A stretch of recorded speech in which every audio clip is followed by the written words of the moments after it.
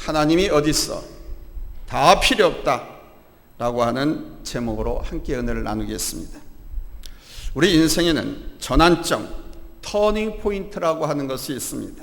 한번 따라서 할까요? 터닝 포인트. 터닝 포인트. 딱 멈춰서서 돌아서는 포인트. 특별한 사건이나 특별한 사람을 만남으로 내 삶의 방향이 바뀌어버린 아주 중요한 계기를 바로 터닝 포인트라고 합니다. 모세가 바로의 궁궐에서 40년을 왕조로 살다가 이스라엘 민족의 수호자가 되겠다고 나섰다가 애굽인을 죽인 사건을 계기로 모세 앞으로 40년의 삶의 터닝 포인트가 됩니다. 이때엔 부정적 터닝 포인트입니다. 이 일로 모세는 왕자의 자리를 버리고 도망자가 되어야 했고 미디안 광야에서 40년간 희망 없이 목동 생활을 해야 했습니다. 그러나 그에게 또 한 번의 터닝 포인트가 찾아왔습니다. 바로 호렙산에서 하나님을 만났던 순간이죠. 호렙산에서 양을 치고 있는 모세를 하나님께서 찾아오셔서 그를 이스라엘 민족의 구원할 지도자로 콜링하셨습니다. 두려움과 놀라움에 그는 감히 자신이 어떻게 그 일을 하겠느냐고 몇 차례 반문했지만 하나님의 부르심과 섭리 앞에 순종할 수밖에 없게 되었습니다. 잊혀진 왕자 그리고 목동 모세에게 있어서 이 일은 엄청난 사건이 아닐 수가 없었습니다. 갈릴리 호수에서 고기 잡고 있던 베드로와 야고보, 요한에게도 어느 날 범상치 않은 한 남자가 찾아오게 됩니다. 누굽니까? 바로 예수님이셨습니다. 예수님께서 그들에게 말을 거셨고 그것은 그들의 운명을 완전히 영원히 바꿔버리는 전환점이 되어버렸습니다. 여러분은 이 전환점이 언제였습니까? 그리고 이제 새로운 터닝 포인트가 필요하지 않습니까? 예수 그리스도께서 나를 찾아오시는 순간 우리 인생의 새로운 전환점은 시작되는 것입니다. 오늘 우리는 본문을 통해서 본 이 여인을 통해서도 그 모습을 볼 수 있습니다. 이 여인은 우리 예수님께서 사마리아 땅의 야곱의 우물가에서 만난 여인이었기에 사마리아 여인이라고 부릅니다. 이름이 사마리아 여인이 아니라 사마리아 우물, 야곱의 우물가에서 만났다 해서 사마리아 여인이라. 사실 이 여인은 많은 우리 그리스도인의 모습인지도 모릅니다. 왜냐하면 이 여인은 하나님의 백성이면서도 불신자였고요, 죄인인 여성이었기 때문에 그렇습니다. 이 여인 여러분 이방 여자가 아닙니다. 유대인의 입장에서는 사마리안이기 때문에 이방인처럼 여긴다고 말하지만 엄밀하게 말해서 이 여인도 이스라엘 여인이고 하나님의 백성 중에 한 사람이었습니다.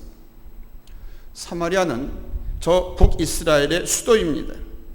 북이스라엘이 아수르의 침공을 받아서 나라가 망하고 아수르의 혼혈 정책으로 북이스라엘 사람들과 이 이방인들 아수르 사람들하고 결혼해서 혼인해서 살았습니다. 그러다 보니 혼혈아가 태어나게 되었죠.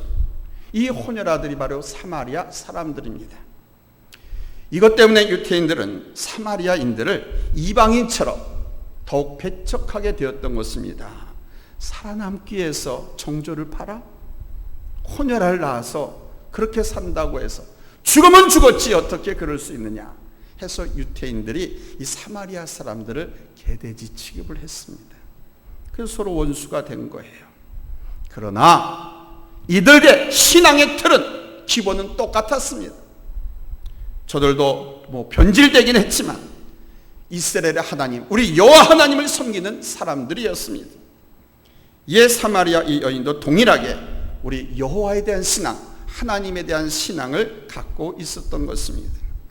이 여인이 선지자를 알고 있고 예배에 대한 의식을 갖고 있잖아요.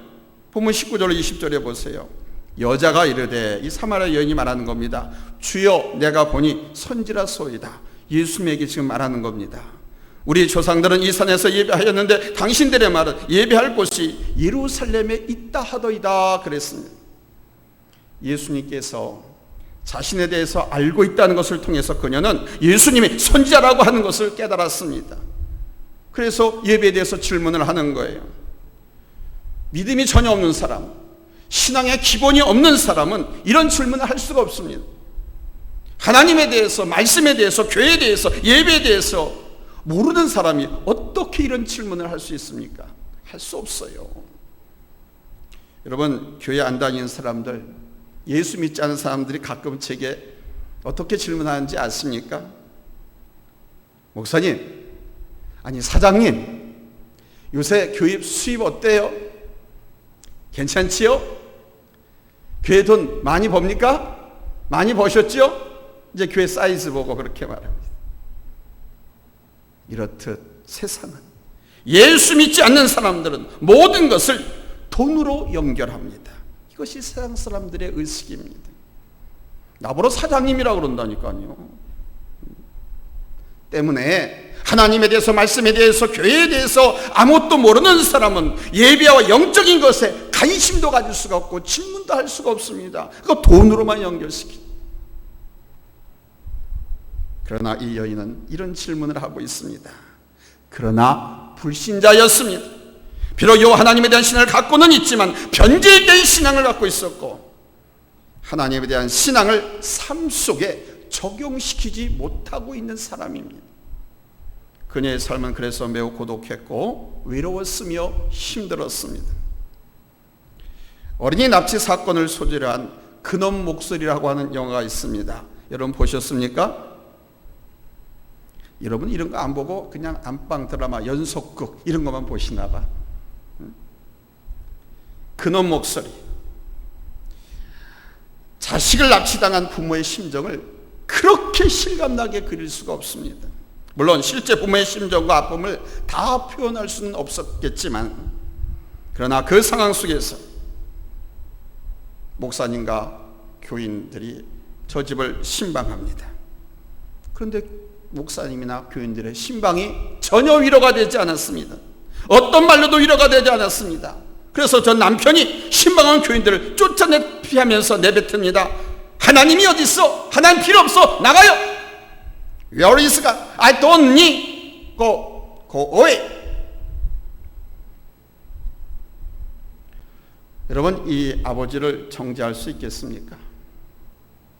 저는 그 장면을 보면서 하나님을 모욕한 그를 정죄하기 전에 그 아버지의 마음에 한번 들어가 봤습니다. 당해보지 않은 사람은 이것이 시험이다, 이것을 이기면 하나님이 복 주신다라고 말할 수 있을지 모르지만, 당사자는 그 어떤 말로도 위로가 되지 않습니다.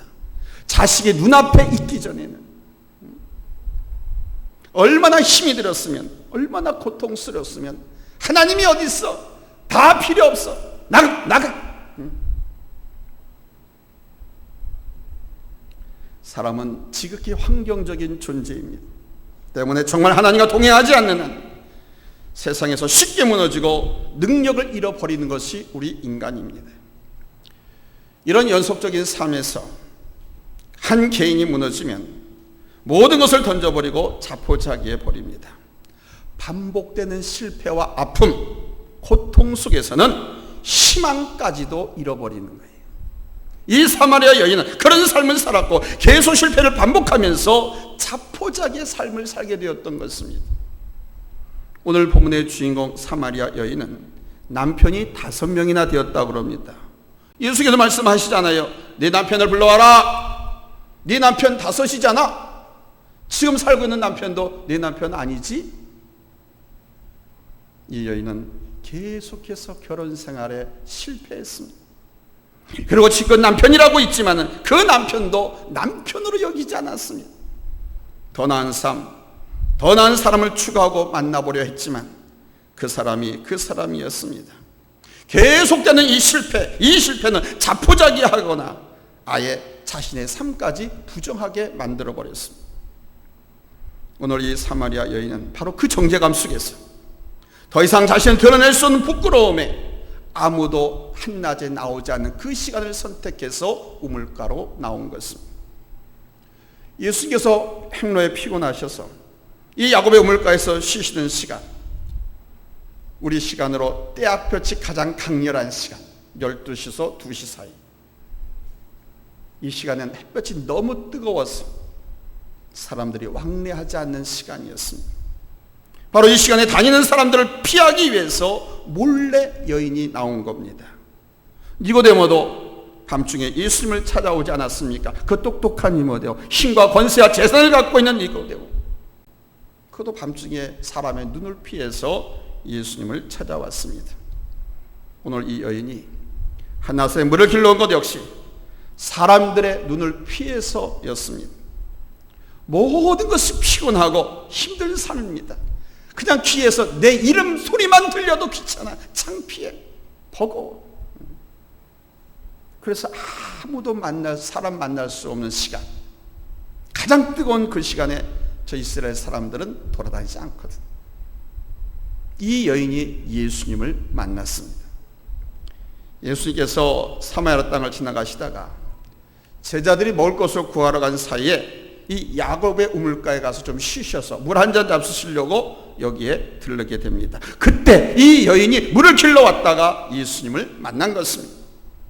바로 이 순간이 그 여인에게는 인생의 터닝 포인트가 되는 거예요. 첫째입니다. 결코 우연이 아닌 하나님의 섭리와 뜻이 있답니다. 우리 인생의 전환점이 될 만한 사건, 아니면 사람을 만나는 일이 우연히 올 것 같지만 결코 우연이지 않습니다. 어느 날 갑자기 찾아온 것 같지만 매일 평범함 속에 하나님의 섭리로 다가오는 거예요. 여러분 생각은 어떻습니까? 오늘 저와 여러분의 만남도 우연인 것 같습니까? 아니면 하나님의 섭리와 뜻이 있는 것 같습니까? 오늘 예수님과 사마리아 우물가 여인의 만남이 우연인 것 같습니까? 아니면 하나님의 섭리와 뜻이 있는 것 같습니까? 여러분 생각해 보십시오. 예수님이 행로에 피곤하셔가지고 좀 쉬기 위해서 야복의 우물가를 찾았어요. 이거는 필연이죠. 전제 조건이죠. 근데 그 시간이면 이 사마리아 여인은 전에도 마찬가지로 사람들이 없는 시간이었기 때문에 이 우물로 물을 길러오는 시간이었어요. 이게 서로 맞닥뜨린 거예요. 그래서 우연히 만난 것처럼 보이지만은 여기엔 하나님의 뜻과 섭리가 있는 것입니다. 하나님께서 한 사람을 찾아오시고 만나주시고 부르시고 세우시는 모든 과정에는 하나님의 뜻과 섭리가 있습니다. 결코 우연이란 없습니다. 한번 따라서 합시다. 우연은 없다. 우연은 없습니다. 엘버트 아인슈타인은 God never plays backgammon through the man he made 그랬습니다. 무슨 말이냐? 하나님은 당신이 지으신 이 사람들을 통해서 결코 주사위 놀이를 하지 않으신다 그랬습니다. 우리를 당신을 기뻐하게 해서 마음대로 갖고 놀지 않으신다는 것. 그리고 우리 하나님은 우연히 찾아오시지도 않습니다. 우리가 보기에는 우연한 것 같지만 주님이 사마리아인을 찾아오시고 우리를 찾아오신 모든 가정에는 하나님의 뜻을 갖고 계신 거예요. 아멘. 그 뜻 가운데 만나기에 그분을 만날 때 새로운 일과 여러분 놀라운 일이 일어나게 되는 줄로 믿습니다. 아멘. 나 자신과 모든 사람들이 주님을 만나면 변화받게 되어 있는 거예요. 오늘 이 시간 하나님께서 정한 시간에 올라오게 하셨고 또 정한 시간에 주의 종을 통해서 예수님을 소개합니다. 하나님 말씀을 전달합니다. 여기에 스파크가 일어나면 역사적 전환점이 생기는 거예요. 아멘. 왜 이 시간에 여러분을 여기에 불러 모셨고 왜 이 시간에 이 말씀을 여러분들에게 전달케 하는가? 하나님의 뜻이 있습니다. 오늘 말씀을 통해서 여러분을 향한 하나님의 뜻을 찾으시고 그 뜻이 여러분의 인생의 터닝 포인트가 될 수 있기를 예수님의 이름으로 축원합니다. 축원합니다. 할렐루야. 예수님을 만나면 믿음을 회복하게 되어 있어요. 예수님께서 이 여인에게 말을 걸 때 그녀는 자기에게 말을 거는 분이 예수 그리스도인 줄 몰랐습니다. 그녀는 단지 웬 남정네가 자기에게 사것이 하는가 말을 거는가 이 정도로 생각했습니다. 그리고 유대인이 어떻게 이곳에 왔습니까? 유대인들이 사마리아에 오지 않았거든요.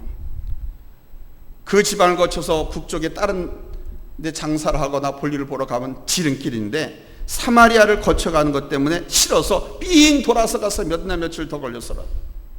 근데 지금 예수님이 여기 왔으니까 어떻게 여기 오셨냐고. 그리고 사마리아는 자기에게 왜 말을 거느냐고 물었습니다. 그게 요한복음 4장 9절이지 않습니까? 우리 한번 같이 읽습니다. 시작. 사마리아 여자가 이르되 당신은 유태인으로서 어찌하여 사마리아 여자인 나에게 물을 달라 하나이까 하니 이는 유태인이 사마리아인과 상종하지 아니함일러라. 그러나 여러분, 예수님의 말씀을 듣는 동안 그녀 안에 영적인 갈급함이 일어난 줄로 믿습니다. 예수님께서 이 물을 마시는 자는 다시 목마르겠지만 내가 주는 물을 마시는 자는 영원히 목마르지 않을 것이다. 그랬더니 이 여인이 주여, 그래요, 15절에 보세요. 그런 물을 내게 주사 목마르지도 않고 또 여기 물길로 오지도 않게 하여 주시옵소서. 그러죠. 그리고 자신의 남편들에 대해서 아는 것을 통해 이 여인은 예수가 그리스도임을 알게 됩니다. 그리고 예배에 대해서 말하는 거예요. 20절에 우리 주상들은 이 산에서 예배했는데 당신들의 말은 예배할 곳이 예루살렘에 있다 하더이다. 그러네. 또한 나아가 이제 메시아에 대해서 말하지 않습니까? 본문 25절입니다. 같이 읽습니다. 시작. 여자가 이르되 메시아 곧 그리스도라 하는 이가 오실 줄을 내가 아노니 그가 오시면 모든 것을 우리에게 알려주시리이다. 비록 알기는 아는데 지금 잘못 알고 있어요. 온전하지 못해요. 그러나 그녀 안에 있는 믿음, 신앙의 불씨가 조금씩 일어나는 거예요. 그렇습니다. 여러분, 예수님을 만날 때 믿음이 일어나는 거예요. 믿음이 생기는 거예요. 아멘. 예수를 만난 모든 사람들이 그렇습니다. 예수를 만나는 순간 믿음이 살아났습니다. 예수님의 말씀을 듣는 순간 모든 것이 회복되어졌어요. 예수님이 메시아인 것을 내가 깨닫게 되니까 그분이 하시는 말씀이 나를 살리는 말씀이고 나를 되게 하는 말씀이고. 아멘. 세 번째는 예수를 만나면 여러분 소망도 회복하게 되어 있어요. 예수를 만나면 생각하지도 못해서 그냥 먹고 사는 게 뭔지 세상에 미쳐 살고 그냥 막 살았었는데 예수를 만나면 그 소망이 선명해지고 뚜렷해지고 확실해집니다. 여인이 예수님을 그리스도로 만난 순간 마을로 달려갔습니다. 예수를 만나는 순간, 예수를 그리스도로 만난 순간 마을로 달려갔다. 이것이 무엇을 의미하는 걸까요? 바로 그녀 안에 있었던 믿음과 함께 희망과 꿈이 살아난 것입니다. 할렐루야.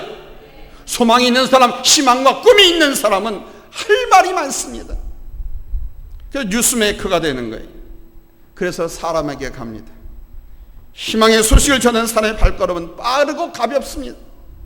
그러나 희망이 없는 사람, 좋은 소식이 없는 사람은 터덜 갈까 말까 덜썩 주저앉습니다. 그러나 희망이 있는 사람, 꿈이 있는 사람, 희망을 찾은 사람은 빠르게 달려갑니다. 사랑하는 여러분, 얼마나 다릅니까? 사람을 피했던 여인이었습니다. 근데 이제 자기가 피하려고 하고 자신들에 대해서 냉소적이었던 사람들, 그래서 더더욱 피하고 싶은 사람들에게로 이 여인이 달려가는 겁니다. 소망이 있을 때와 소망이 없을 때가 이렇게 다른 거예요. 여러분, 예수는 우리의 소망인 줄로 믿습니다. 예수는 우리의 기쁨인 줄로 믿습니다. 예수님의 나라가 소망의 나라인 줄로 믿습니다. 예수를 만날 때 비전이 살아나고 그분 안에 있을 때 우리는 소망을 가진 사람이 되는 거예요. 예수님을 알아가면 알아갈수록, 그분 안으로 들어가면 들어갈수록 이 소망은 더욱더 선명해지고, 이 소망이 있는 사람은 결코 주저앉지 않습니다. 여러분, 요셉 잘 아시죠? 이 요셉, 그에는 꿈과 소망이 있었습니다. 그렇기 때문에 그는 노예로 팔려가고 죽을 고비를 수없이 넘기고 감옥에 갇히고 온갖 모함을 받고 매를 맞고 그 억울한 삶을 살았음에도 불구하고 그것도 형제들에 의해서 노예로 팔려갔어요. 그런데도 그는 꿈과 희망이 있어서 좌절하지 않았습니다. 어떤 유혹도 어떤 핍박도 그를 무너뜨릴 수가 없었고 그가 다 견뎌내고 이겼습니다. 소망이, 꿈이 모든 것을 이기게 한 순간이었죠. 또한 예수 그리스도로 인해서 사랑을 회복하게 됩니다. 예수님을 만나면. 여인은 사랑을 잃었었습니다. 자기 자신도 사랑하지 못했습니다. 그리고 남편들에 대한 사랑의 실종은 남성들에 대한 불신으로, 다른 사람들에 대한 불신과 원망으로 이어졌습니다. 그래서 그녀는 다른 사람들과는 상종하지 않으려고 했습니다. 그 누구도 만나려고 하지 않았습니다. 그래서 아무도 안 다니는 그 시간에 우물가로 나왔던 것입니다. 그런데 이제 예수를 만나고 나서, 예수를 그리스도로 만나고 나서 이제 마을로 달려갈 수 있게 됐습니다. 예수님을 만남으로 인해서 사랑이 회복되어진 것입니다. 믿음과 소망과 함께 영혼에 대한, 인간에 대한 사랑이 다시 깨어나기 시작한 것입니다. 그렇습니다. 그리스도를 만날 때 정말 신기한 것은 사랑이 일어난다는 거예요. 단물이 아직 들지 않은 과일에 햇빛이 쫙 비치면 당도가 어떻게 해요? 쭉 올라가죠.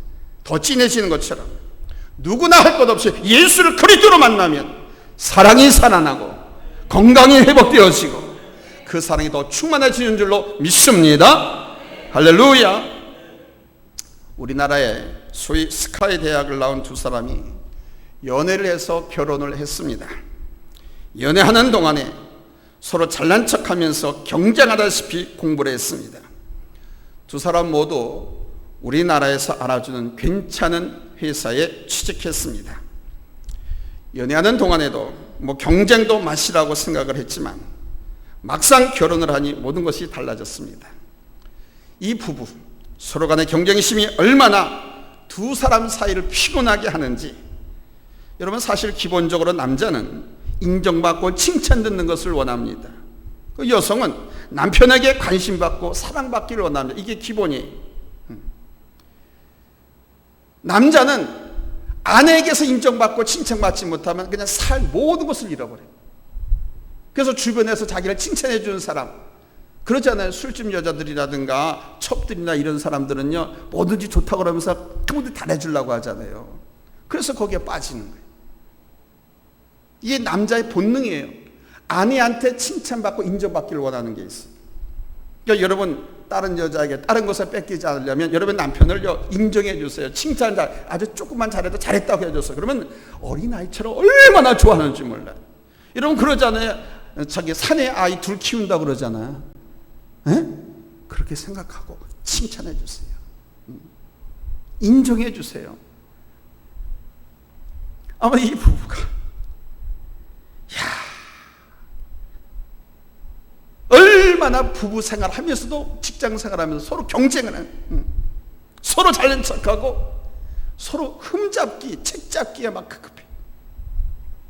아이를 낳아서 아이 때문에 살고는 있지만 이런 경쟁과 피곤한 삶이 계속되다 보니까 집이 안식을 얻고 쉼을 얻고 행복을 얻는 장소가 아니라 직장같이 아주 살벌하고 피곤한 장소가 됐어요. 마치 지옥과 같았습니다. 참다 못해 이 두 사람 폭발하고 말았습니다. We can't live like this. Let's break up now. 이렇게는 도저히 살 수 없다. 이제 우리 그만 헤어지자. 이 방송을 외국인들이 시청하고 있기 때문에 가끔 영어를 쓰는 거예요. 이해해 주세요. You can't live like this. Let's break up now. 그런데 마침 그때 남편이 두어 달 해외 출장을 나가야 하는 일이 생겼습니다. 출장 때문에 일이 진척될 수 없어서 남편이 출장을 다녀온 후에 서로 갈라서기로 했습니다. 막상 두 사람이 헤어진다고 생각하니까 남편도 그렇고 아내도 그렇고 그 마음이 왠지 이상하더랍니다. 남편을 출장 보낸 후에 부인은 그 마음 이상하잖아요. 이제 헤어지려고 하니까 아이까지 있는데. 그래서 고민하다가 친구에게 전화를 했습니다. 그런데 참 이 친구가 예수 잘 믿는 교회 집사였어요. 이 여인의 이야기를 듣고 조심스럽게 교회로 인도했습니다. 남편이 없는 사이 부인은 주일에 아이들을 데리고 교회에 나가 예배를 잘 드렸습니다. 그러던 어느 날 자신이 얼마나 큰 죄인이고 어리석은 사람인가를 깨닫게 됩니다. 예배를 드리면서 그냥 눈물만 줄줄줄 그리고 예배를 마쳤습니다. 그날 이후 자신이 어떻게 살아야 하는지를 깨달았답니다. 사랑이 무엇인지도 알게 되었다고 합니다. 남편이 출장을 마치고 돌아오는 날, 이 부인은 곱게 차려입고 아이들과 함께 공항으로 마중을 나갔습니다. 물론 남편은 이 부인이 마중 나오리라고 생각하지도 않았습니다. 왜? 돌아오면 끝이다.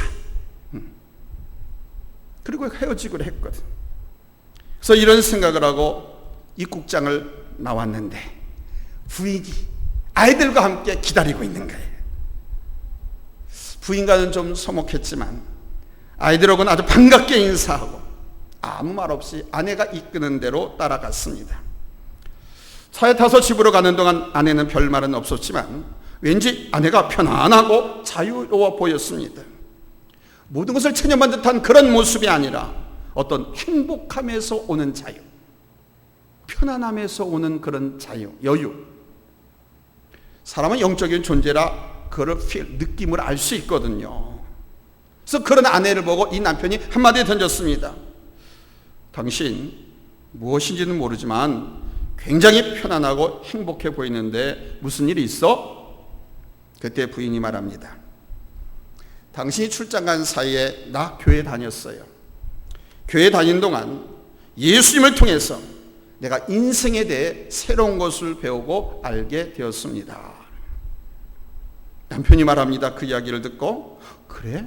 그럼 나도 교회 한번 다녀봐야겠군. 나도 그분을 좀 만나봐야겠어. 여보, 그러고 나서 우리 나중에 이야기합시다. 결혼, 이혼 얘기는.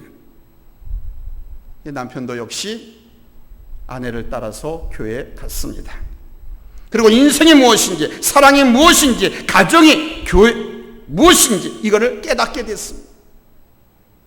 여러분, 그리스도의 사랑이 이 부부를 살린 줄로 믿습니다. 이 가정을 굳게 세운 줄로 믿습니다. 사랑하는 여러분, 우리가 항상 가지고 있어야 하고 그렇게 살아야 하고 영원히 가지고 가야 할 것이 바로 이런 삶입니다. 사마리아 여인처럼 예수를 만날 때 우리 자신이 달라질 뿐만 아니라 여러분 증거자의 삶으로 살아가게 되는 거예요. 증거자의 삶을 사는 것, 예수님의 사랑, 그 예수님을 증거하는 이것이 가장 행복한 축복입니다. 그리스도 안에서 더욱 견고하게 서고 나아가 그분을 증거하는 여러분의 삶이 되시기를 예수님의 이름으로 축복합니다. 할렐루야. 그 남편이 돌아오고 나면 이제 갈라서기로 마음먹었던 그 여인이 전화를 걸었는데 마침 교회 잘 다니는 믿음이 좋은 여집사 친구가 전화를 받고 그를 교회로 인도하잖아요. 교회로 인도해서 그 부인이 예수를 만납니다. 말씀을 통해서. 그래서 인생관, 가정관, 결혼관이 바뀌는 거예요. 그 여인의 삶의 터닝 포인트가 된 겁니다. 아멘. 우리도 이와 같은 언제 어디서 누구의 손을 통해 누구를 통해서 예수를 소개할 수 있는, 교회를 소개할 수 있는 기회가 우리에게 올 수 있습니다. 그때는 우연히 오는 것이 아닙니다. 우리가 항상 기도하고 항상 주의 말씀 안에서 살면 그런 기회가 수없이 오고 수없이만 포착되어집니다. 안테나에 잡힙니다. 내가 살고 있는 아파트에서, 내가 살고 있는 마을에서, 집안에서, 직장에서 수없는 소리들이 들려옵니다. 그때 그 잡힌 그 이야기, 그 당사자들 결코 외면하거나 놓치지 마시고 여러분의 삶으로 여러분이 만난 예수 그리스도, 여러분의 인도와 보아 사랑을 주시는 그 예수 그리스도를 증거하시기 바랍니다. 증거만 하면 결과는 우리 하나님께서 책임져 주시는 거예요. 여러분, 예수 증거하는, 예수님 사랑을 나타내는 귀한 우리 그리스도인의 성도의 삶을 살 수 있게 되기를 예수님의 이름으로 다시 한번 축원드립니다. 아멘. 기도합니다. 하나님,